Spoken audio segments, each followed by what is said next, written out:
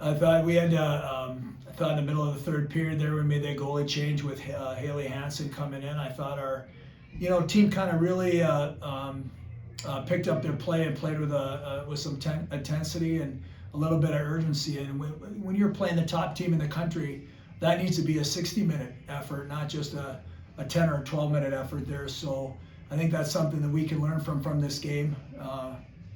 We got off to a 1-0 start though, or the kind of the game and the shots on goal said differently, but it gave us a lead, but we're just gonna have to keep on working, getting better, and getting ourselves ready to play next weekend. You touched on it a little bit about the consistency of it. How do we erase that second period?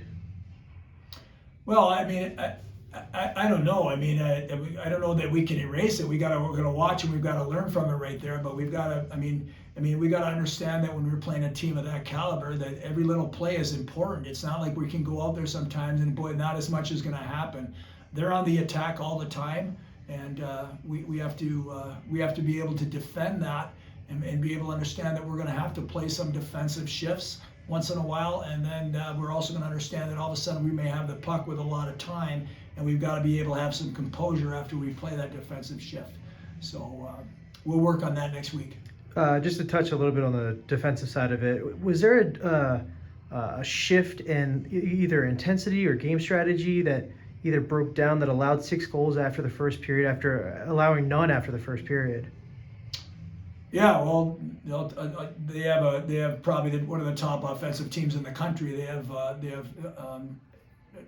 depth of talent right there, and their defense gets involved in the play too. It's you look at the score sheet. There's a lot of defensemen scoring goals there for them, so they get everybody involved in the offense, and we didn't do a very good job of picking those people up, whether it was in zone defense or whether it was on the rush where they were joining the rush. So we're gonna have to look at that and get better at that as we go on.